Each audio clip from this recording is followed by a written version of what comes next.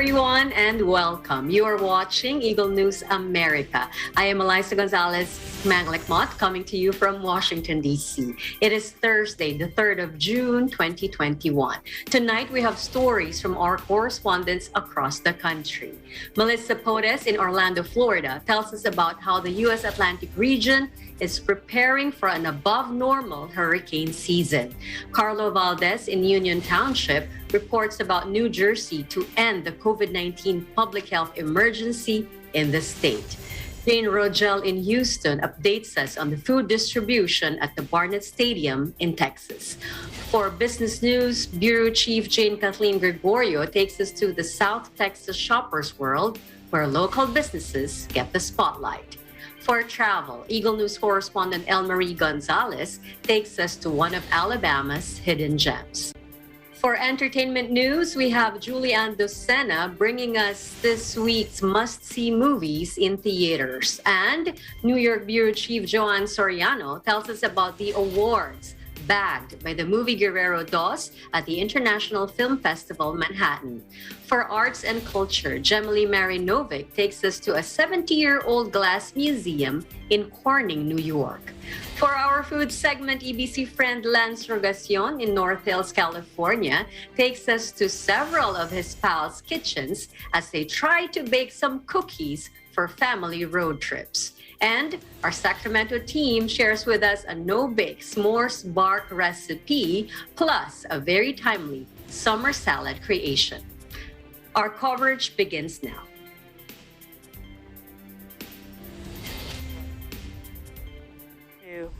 1, 0. Ignition. Liftoff. And liftoff of the 22nd SpaceX cargo resupply mission, bringing new solar arrays to the International Space Station. Stage 1 propulsion is nominal.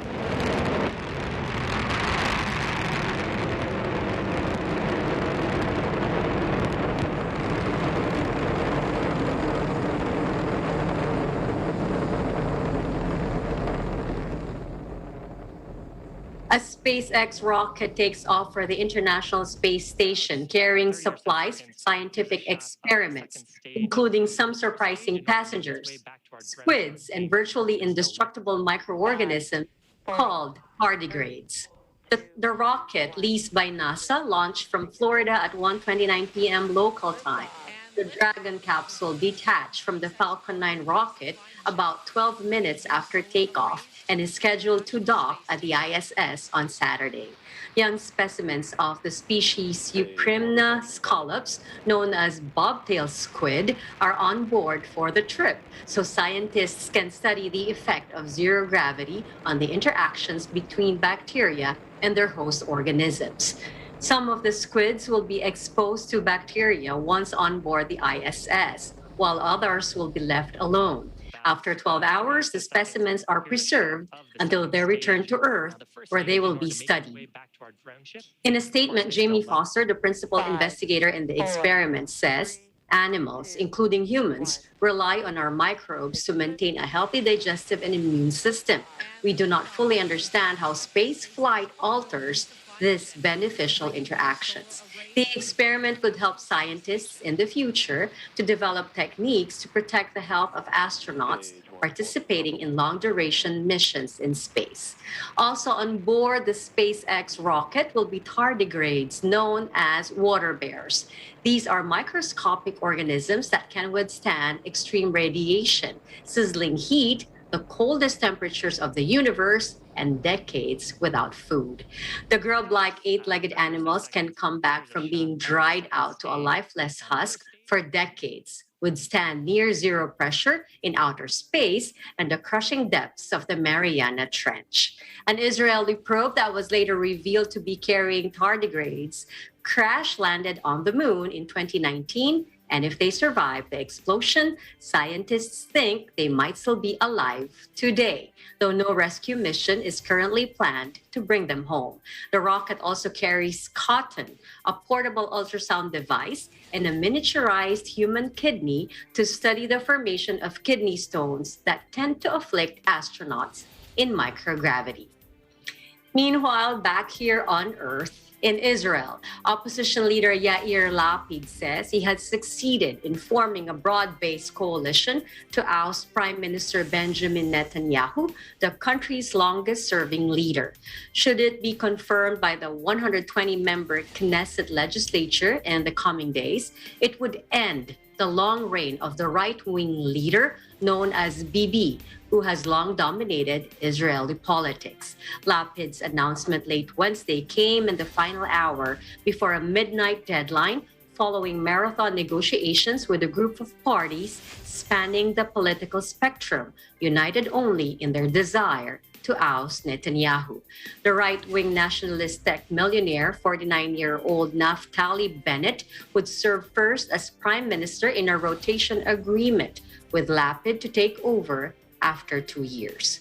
The opposition leader and his partners now have at least a week before lawmakers must vote to confirm their government, a period during which Netanyahu and his Likud party are expected to try to do what they can to prevent it. Should last-minute defections scupper the Change Alliance, Israel would likely have to hold yet another election, the fifth in just over 2 years. And now an overview of today's COVID-19 numbers. According to the Coronavirus Resource Center of Johns Hopkins University and Medicine, as of 6 p.m. Eastern Time, Thursday, June 3, 2021, the number of cases of COVID-19 reported worldwide is now more than 171,777,000, and the top three on the list of countries with recorded cases: the United States with more than 33.3 million, India with more than 28.4 million, and Brazil with more than 16.7 million. This virus has now already claimed more than 3,693,000 lives worldwide. Top three countries with the most number of COVID-19 related deaths are still the United States with over 595,000, Brazil comes second with over 467,000, and India with over 337,000. The number of COVID vaccine doses administered worldwide is now at 2,917,476. Now, for COVID-19 related news, the United States commits to donating 80 million doses of the COVID-19 vaccine abroad by the end of the month. White House COVID-19 response coordinator Jeff Zients says the country will continue to donate additional doses across the summer months, depending on supply availability. It has announced a U.S. commitment to sharing a total of 80 million doses by the end of June. This is 5 times the number of doses any other country has committed to sharing. And these 80 million doses represent 13% of the total vaccines produced by the United States by the end of this month. We will continue to donate additional doses across the summer months as supply becomes available. At her daily press briefing, White House Press Secretary Jen Psaki touts U.S. vaccine donation efforts and falling unemployment insurance claims. Having successfully secured enough vaccine supply for Americans, we're donating surplus U.S. vaccine supply and encouraging other countries with surplus supplies to do the same. The President has announced a U.S. commitment to sharing a total of 80 million doses by the end of June. So that's 25 million doses that will go out as soon as possible, very quickly. Initial claims for unemployment insurance fell to their lowest level and below 400,000 for the first time since the pandemic hit. This is just the latest evidence that President Biden's economic strategy and vaccination plan are working. While weekly data can be volatile, since taking office, average claims have fallen by about 50%, which you can see in this chart over the course of time, and by more than 100,000 in last. Psaki also comments on coalition talks to form a government in Israel, U.S. President Joe Biden's upcoming summit with Russian President Vladimir Putin, and the White House's campaign to vaccinate more Americans. We will leave, which won't be a surprise to you, Steve, the politics and the determination about political formation in Israel up to the parties there. Israel will remain an important strategic partner, one where we have an abiding security relationship, and that will continue. That's why we launched the month of action. And one of the reasons why we are working with every entity that can play a constructive role here. Free beer, that seems to be very appealing to the public, it seems, by headlines. Krispy Kreme donuts, getting into raffles for flights, and a range of incentives that states are implementing. Many of them did not come from us, obviously, because we recognize that at this stage, and we always knew that the rate of vaccination would slow down. And the president's message will be that responsible states do not harbor ransomware criminals, and responsible countries must take decisive action against these ransomware networks. So that will be a part of the discussion when he sees him in less than 2 weeks. Meanwhile, health ministers from the G7 group of wealthy nations meet in Britain to discuss sharing vaccines with poorer countries as calls continue to ensure fairer global distribution of doses. The meeting in Oxford in southern England comes ahead of next week's G7 summit hosted by the United Kingdom, which is set to be dominated by discussion of the coronavirus pandemic and recovery plans. UK Health Secretary Matt Hancock says the objective is that a vaccine is made available right across the world because nobody is safe from the virus until everybody is safe. The G7 gathering is also set to focus on improving identification of animal-borne infections, given 3/5 of all infections jump from animals to humans. The ministers from Britain, Canada, France, Germany, Italy, Japan, and the United States vow to combat future health threats by working together to identify early warning signs from animals and the environment. In welcoming you, I want to say how critical a time it is for us to be having this meeting right now, with the need to both make sure we get through this pandemic as quickly and as effectively as possible, and also make sure that the world is better prepared for pandemics in the future, and including with the inevitable diseases that come from both from animal and health backgrounds, making sure that we have an early warning system. The world's wealthiest countries face growing pressure to do more to help vaccines reach poorer countries which do not have enough stocks for comprehensive inoculation programs. The G7 countries are already committed to supporting the COVAX Global Vaccine Sharing Program. Up next, reports from Florida, New Jersey, and Texas. Eagle News America continues.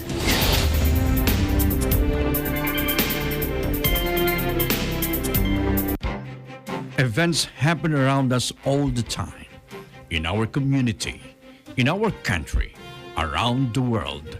Events that affect people, move communities, or simply inspire us. Interesting events that people need to know. In these interesting times, we continue to be a competent partner in delivering news about these events. Fast, accurate, balanced. Eagle News, because we live in interesting times.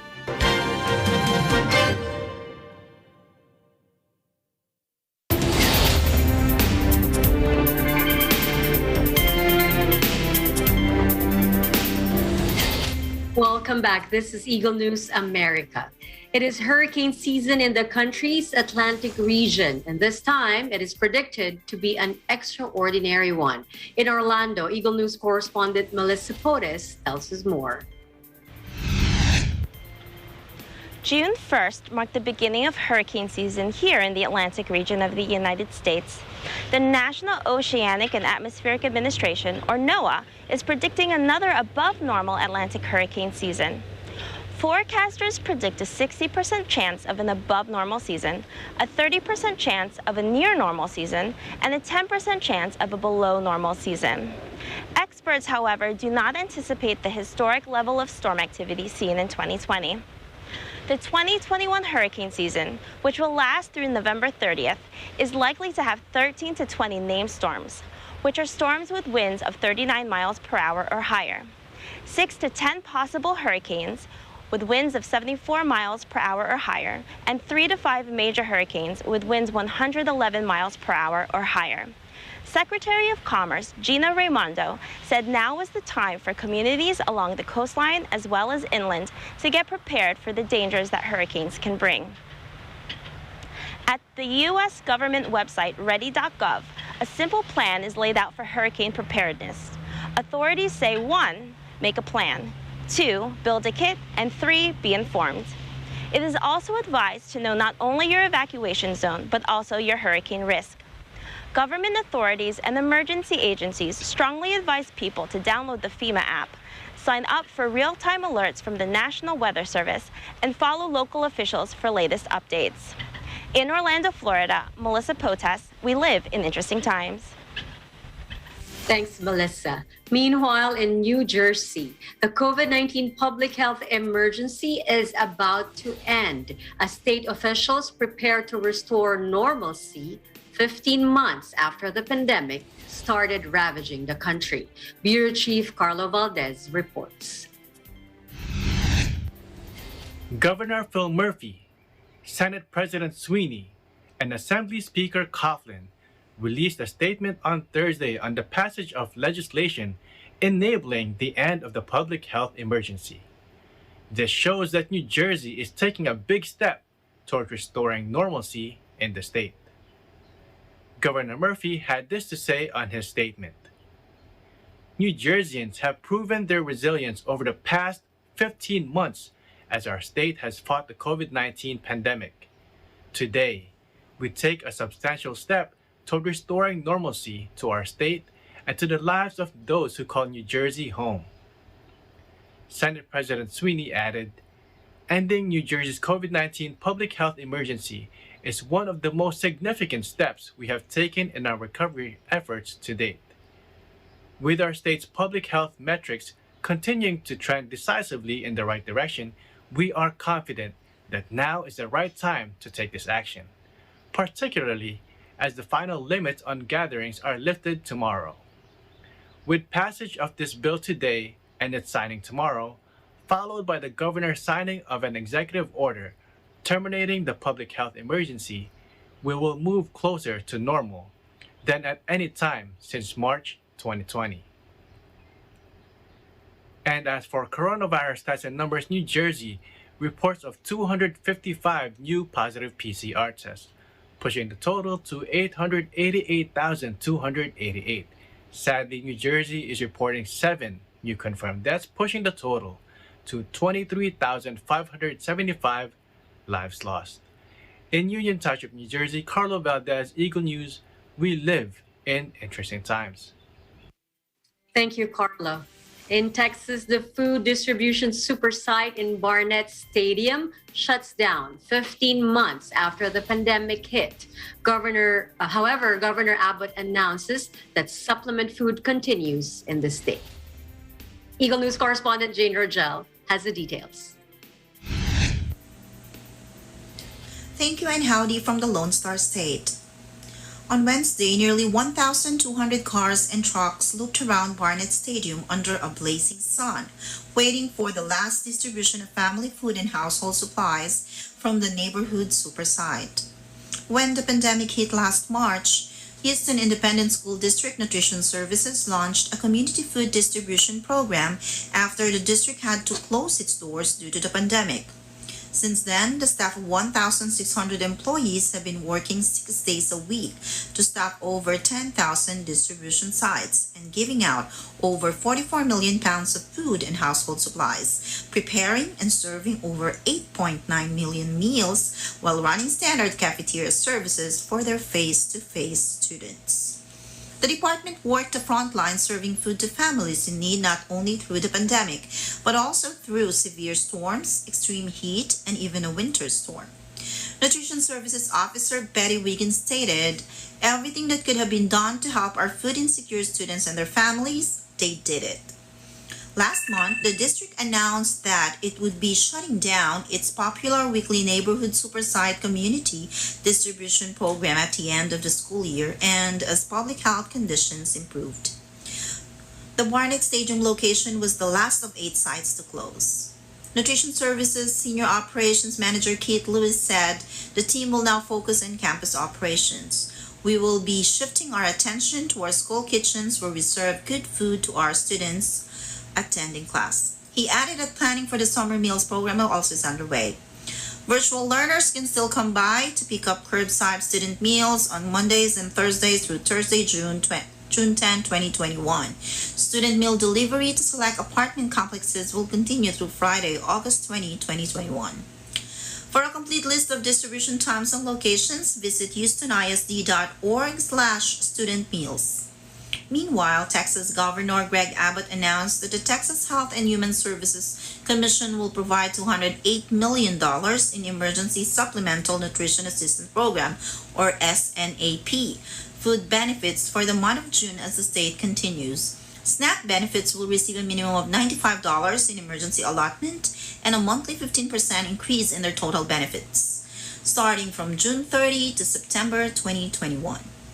I hope you're staying safe there in your part of the country. In Houston, Texas, I'm Jane Rojal. Eagle News will live in interesting times. Back to you in the studio. Thanks, Jane. Still to come, business news and EBC travel. This is Eagle News America.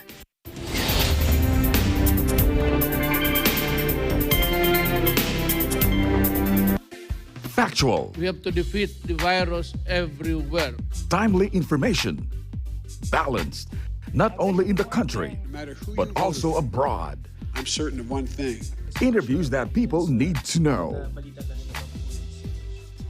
Watch Agila Pilipinas, a 1-hour newscast of reports coming from regional hubs in Luzon, Visayas, and Mindanao. Know the important updates in Asia in ASEAN in Focus.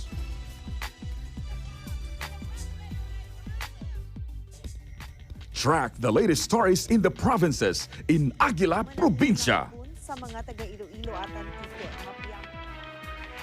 Tune into Mata ng Agila, the evening primetime news program of Net25. Balanced and objective, Mata ng Agila covers national and international issues, tackles news on business, health, science, and technology, entertainment, sports and human interest features, and current events.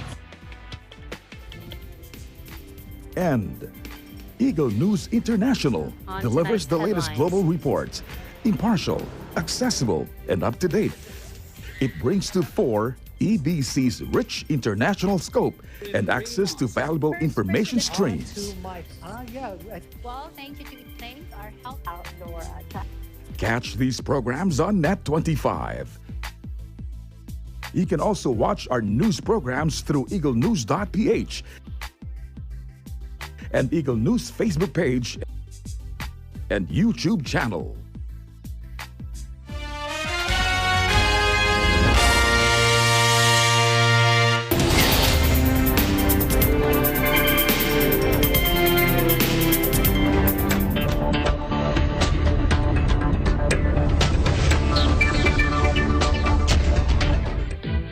And now for today's business news. While many recover from the impact of the pandemic, business owners in the city of Robstown decide to create a market day to help local store owners gain more exposure while bringing income into the city. Bureau Chief Jane Kathleen Gregorio takes us on a trip through South Texas Shoppers World. Jane?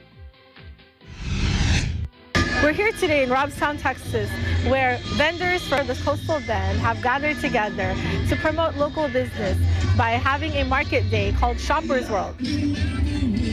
As a way to help local businesses get back on their feet and stimulate economic growth in the city of Robstown, two business owners, Kathy Villafuerte of Blue Canary Marketing and property investor David Petrick, came up with the concept of holding the South Texas Shoppers World event to not only help vendors connect with customers, but to also keep the money flowing within the community by getting people to spend their dollars in Robstown. The event was attended by vendors from all over the Coastal Bend community, as well as residents, their families, and shoppers from nearby Corpus Christi and other neighboring towns. Robstown is a small town about 15 minutes away from Corpus Christi, Texas. We are very excited to put on this event, South Texas Shoppers World, because Robstown is very prime location, that it is only about 3 hours away from 52% of Texas residents. So we're excited about putting on South Texas Shoppers World, and we invite all the people in the state to come out and shop with local vendors. And I'm Cordelia Bosques, and I'm on the Robstown City Council, Place 3. And I'm very excited that we have this going on with all these vendors out here in our community and people, and bringing business into Robstown, because it is a wonderful community and we have many things to offer. And come and join us. Hi, I'm Audrey Charva, and I'm with the Joyful Casa, and we're located right here in Robstown, Texas. I specialize in helping families and businesses to take the stress out of their daily lives so that we can bring more joy back into daily life. My name is Maxima Fluency. This is Claire Francis Charva, Celia Agnes Never, Abigail Rose Charva, and Logan Matthew Lewinsky. It's been slow, but this is actually our first time actually selling, so it's good, I guess. How does it feel being a business person today? It's pretty cool, honestly. All of our parents who were helping us through this, supporting us, helping us build from this ground up that we're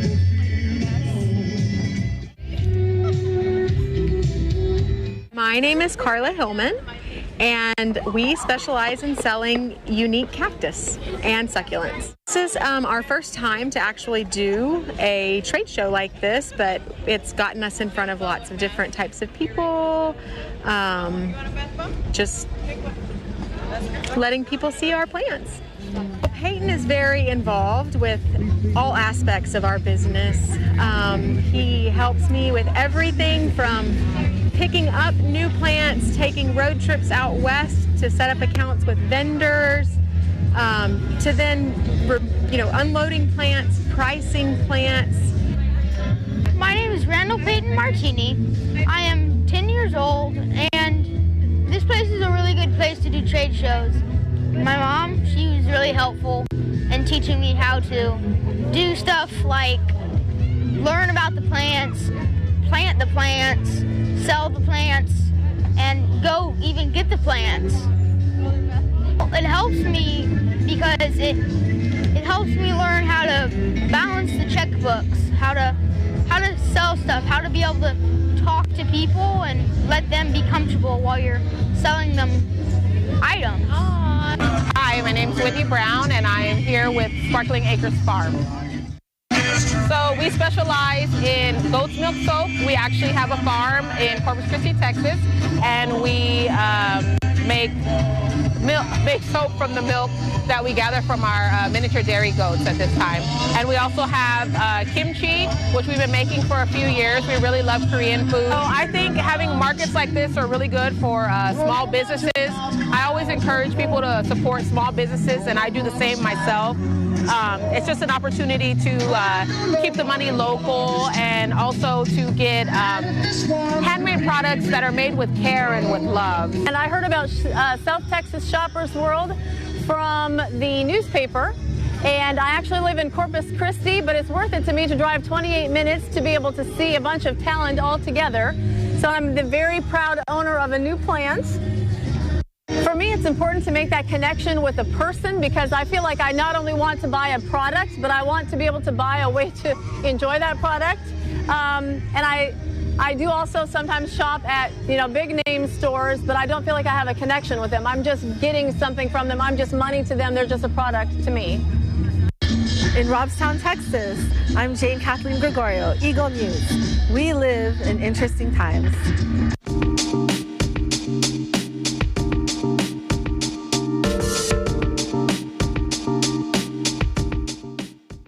Tonight, we get to tag along Eagle News correspondent Elmarie Gonzalez as she explores one of Alabama's hidden gems. Take a look. Thank you and hello from Orange Beach, Alabama. Today, we will explore one of the hidden gems in the state of Alabama, the town and the shores of Orange Beach, just a few miles from the Gulf Shores. The town of Orange Beach is named after the citrus groves that were planted during the early 1900s but were destroyed by the severe weather and hurricanes. Located in southern Alabama, along the Gulf of Mexico, the town of Orange Beach welcomes tourists from all over the nation. This year-round attraction offers several miles of pristine white quartz sands, turquoise water, and breathtaking sunset. Orange Beach is a great place to bring the family during the summer and during the winter. Considered a beloved beach by both residents and tourists, the windswept beauty of Orange Beach offers a variety of activities for everyone to enjoy. The town hosts a variety of eateries, unique souvenir shops, resort hotels, and camping grounds. From building sand castles, swimming and sunbathing, to sunset strolls and recreational water sports like jet skiing, boating, fishing, and paddle boarding. Orange Beach is a great place to stay when you and your family just need to get away. While visiting Orange Beach, town officials remind guests to pick up after their litter and leave only footprints. From Orange Beach, Alabama, this is Elmarie Gonzalez, Eagle News. We live in interesting times.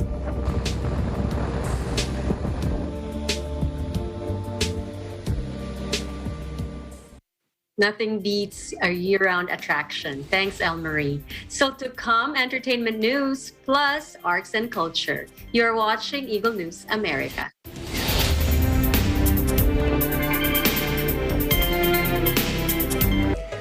Corporations around the world have been committed to fulfilling their social responsibility, whether it's protecting the environment or working to fight poverty on a local, national, or global level.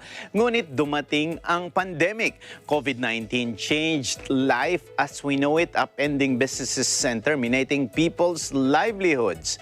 Ngunit nakita natin na maraming tumulong na mga korporasyon upang makabangon ang mga maliliit na negosyo sa gitna ng pandemya.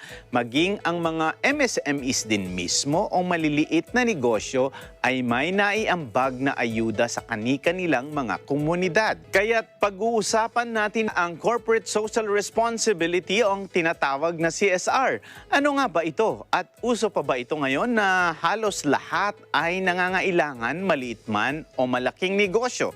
Tatalakayin ito ni Randy Bernardino, ang ating OFB correspondent mula sa Las Vegas, with our guests Maribeth Marasigan, Board Chairperson of the League of Corporate Foundations, and its Board Secretary Reginald Andal.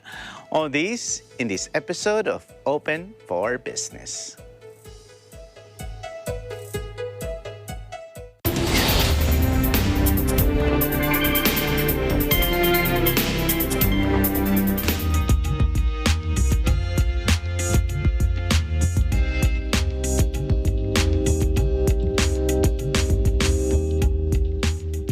And now it's time for entertainment news. So let's head over to Julianne in Las Vegas for a look at upcoming movies in theaters. Julie?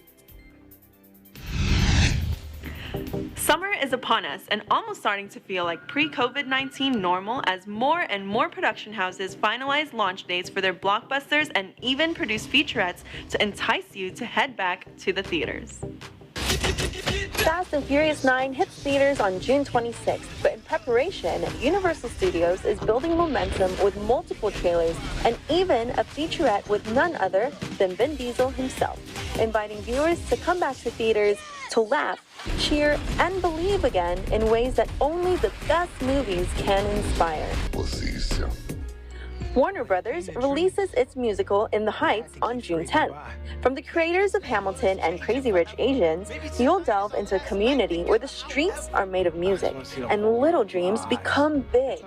HBO Max subscribers can stream the movie for free, but something tells me most of us will prefer to see it on the big screen.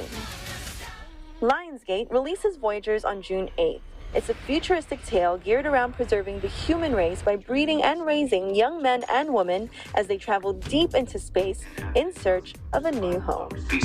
A normal kid. If we are ever to send a human mission into the depths of space, this is something we're going to have to consider, raising entire generations of people on a spaceship. So I thought it's quite a cool thought experiment. I think that's what's really interesting about this film is that what it's really exploring is, what are our true natures as human beings? Are we innately bad or good people? Especially when people have been raised exactly in the same way in exactly the same environment. Can we be inherently bad or inherently good? And I think that that's the real fight and struggle of this movie is kind of fighting against our own natures and figuring out, what those even really are. This week, Spirit Untamed launches in theaters across the country. Produced by DreamWorks Animation, it's an epic adventure about a headstrong girl who, while trying to find herself, discovers a kindred spirit in an unexpected connection with a wild horse. Now, that might sound a little weird to many of us who have only ever owned dogs, cats, or even hamsters, but here's what the cast has to say about the love of horses. You hungry, bud? Is that a potato? Would that be bad? Horses are finicky. They've got a real sweet tooth. Thanks. That is better than a potato. I'm a humongous equestrian and I love horses. I've been riding a horse since I was 6 years old. They're just so beautiful. Horses can feel what you feel. So, shoulders back, eyes where you want him to go. For anyone who rides horses, they know it is a connection. It is a respect. Just trust him. They'll easily sense when it's not an equal relationship. So it's this beautiful balance. Horses have a personality, and whenever you establish a relationship, there is a deep form of communication without words. Lucky had that connection with Spirit. They're able to both find their way back home because of the bond that they created. Elaine is an authentic horsewoman. She has grown up with horses. She brought to the movie the love of horses and the knowledge of that special relationship. The horses are majestic and they're elegant. They're very soulful and they become very attached to the people that take care of them. Animals have such a close place at our hearts. It's something that everyone can connect with. We'll get your family back, Spirit.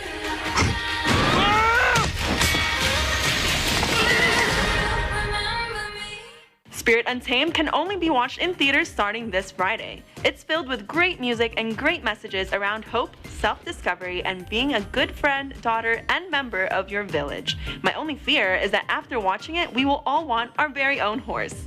In Las Vegas, Julianne Docena, Eagle News, we live in interesting times.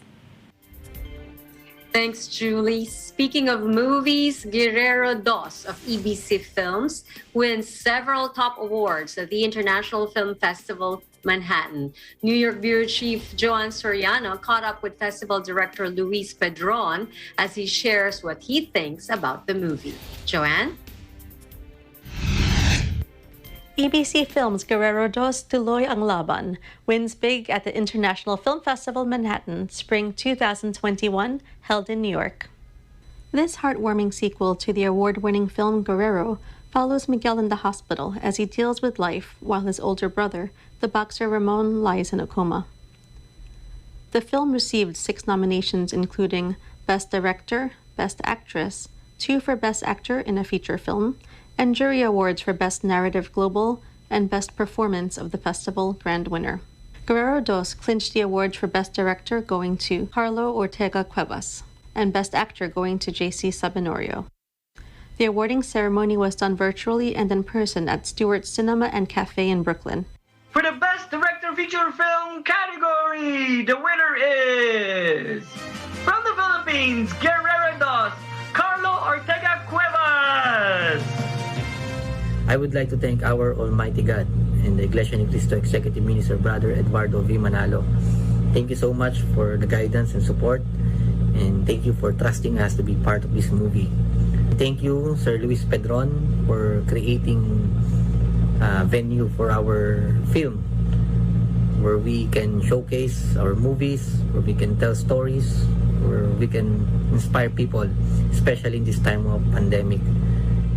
And the winner is from the Philippines, from Guerrero Dos, Julio Cesar Sabenorio.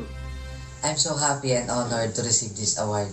I thank the Lord God and His Son, the Lord Jesus, for these blessings. I would like to thank as well Brother Eduardo V. Manalo, the Executive Minister of the Iglesia Ni Cristo, for his guidance. To my family, thank you for your love and support. And to Mr. Luis Pedron and the International Film Festival Manhattan, thank you for creating a wonderful way to show Filipino talent. The film received honorable mentions for actress Mia Suarez and actor Art de Guzman. Guerrero Dos also placed in a 5-way tie in the Audience Choice Awards. I caught up with festival director Luis Pedron to get his personal thoughts on the movie. The fun part about Guerrero Dos is, even though it's a drama, it's actually lighthearted. It actually touched my heart because my dad and mom passed away 2017 and 18, and I was in the hospital a lot taking care of them. So this film actually encourages everyone to still be positive, even though you're in a bad situation. And that's what your main character actually showed, that even though it's a negative situation, you have to have positivity every day. He also spoke about how the pandemic has affected the festival with having to hold virtual screenings and how people can submit entries for the next time. It was a scramble creating a virtual event, and it was difficult because at the beginning of the year when it happened, a few weeks after Jerry Balasta, my co-founder, passed away because of COVID. He's a frontliner, but he was an award-winning filmmaker. So it was difficult for me to just plan it out. So I was able to create, thank God, in November and now in May, a virtual film festival. We were able to reach out more, not only Filipinos in the Philippines and here in the US, but everyone from around the world could actually now watch the films. What we're looking for are professional category films that are commercials, corporate videos, even fashion shows if you have. And of course, the usual short films that are below 15 minutes. Feature films are below 90 minutes. And of course, now we have a new category called Himalayan films from Tibet, Nepal, and Bhutan. In New York, Joanne Soriano, Eagle News. We live in interesting times.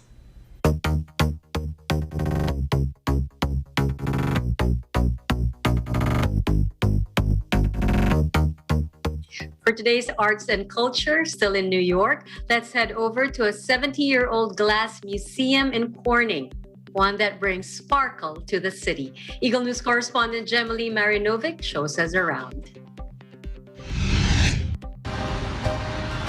Located in Corning, New York, Corning Museum of Glass is one of the most unique museums here in the Finger Lakes region of upstate New York. Founded in 1951, this museum features thousands of glass art and objects. They also have live glass making demonstrations for visitors to enjoy. Best of all, kids and teens under 17 are free admission.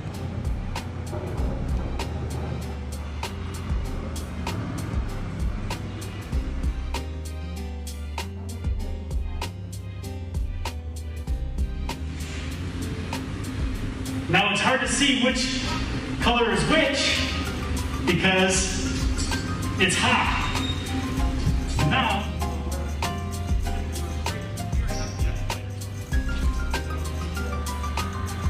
Corning, New York, Gemily Marinovic, Eagle News. We live in interesting times. Thanks, Gemily. When we come back, it's going to be all about dessert. Eagle News America will return in a moment.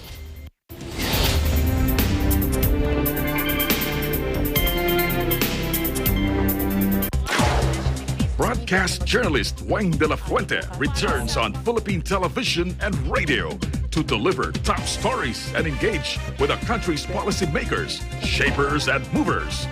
Tatalakayin ang mga pangunahing balita live sa teleradyo ng Net25 at Radyo Aguila DCEC 1062. Kasama si Weng de la Fuente sa Balitalakayan. Ako si Weng de la Fuente at itong Balitalakayan, we live in interesting times.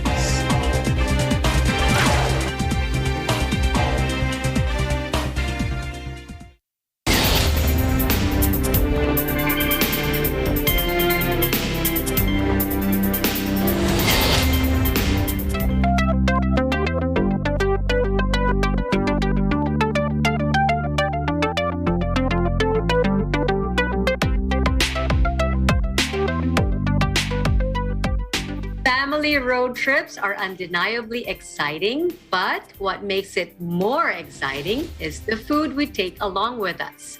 Today, EBC friend Lance Rogacion in North Hills, California, tells us about his group of friends who all made their holiday weekend extra special by baking their own cookies. Lance?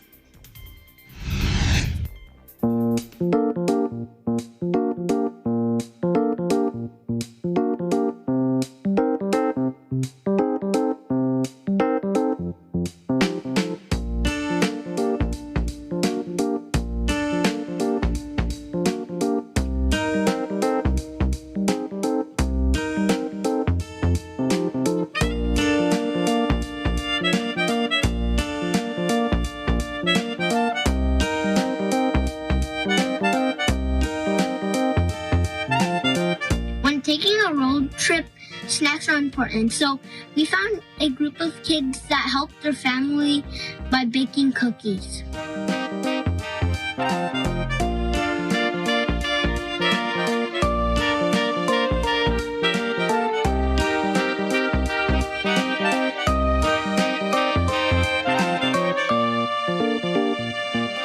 What are some of the ingredients for this simple recipe?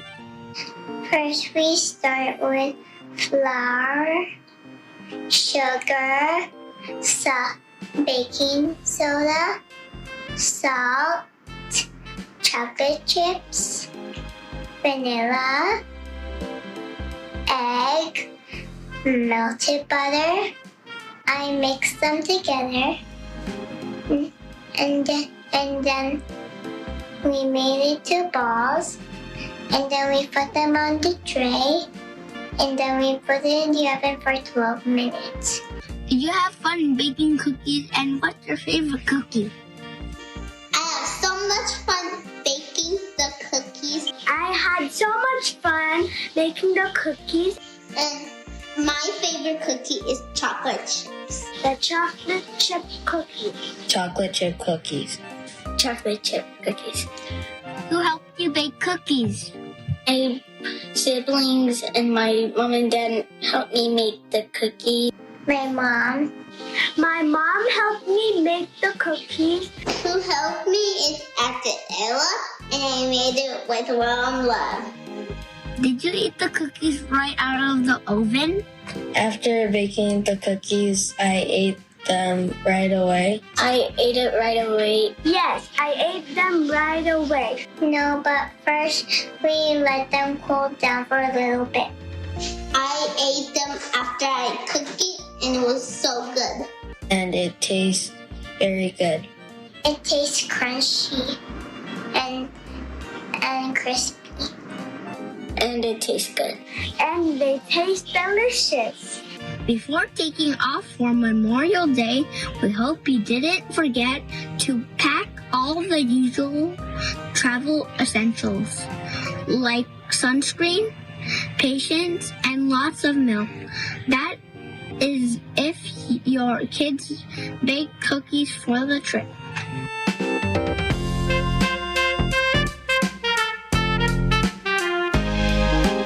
In North Hills, California, I am EBC friend Lance Rogacion, Eagle News. We live in an interesting times. Thank you very much, EBC friend Lance and EBC friends Margaret Buenaflor, Zay Jackson, Ashlyn Dabu, Maverick Davis, and Caitlin Davis. Those look super amazing. Those chocolate chip cookies look so amazing.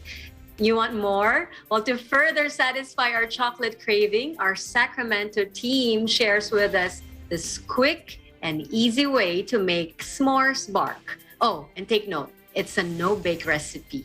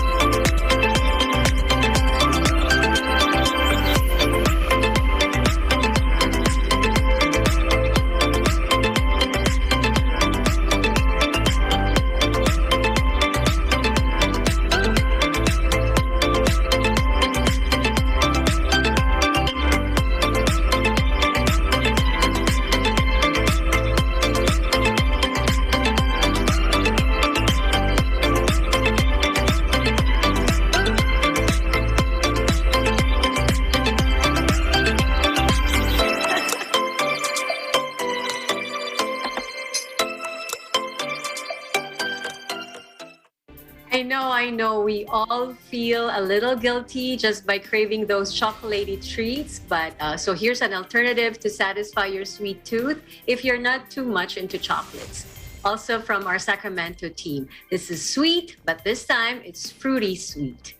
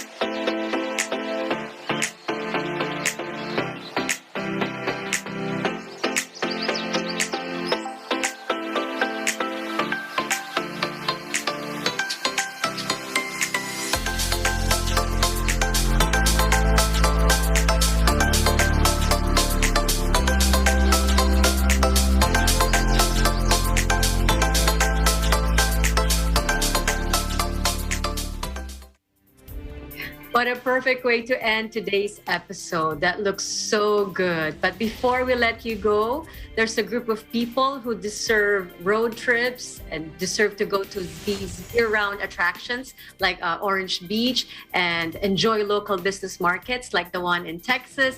Go to the movies and eat desserts, chocolate or not.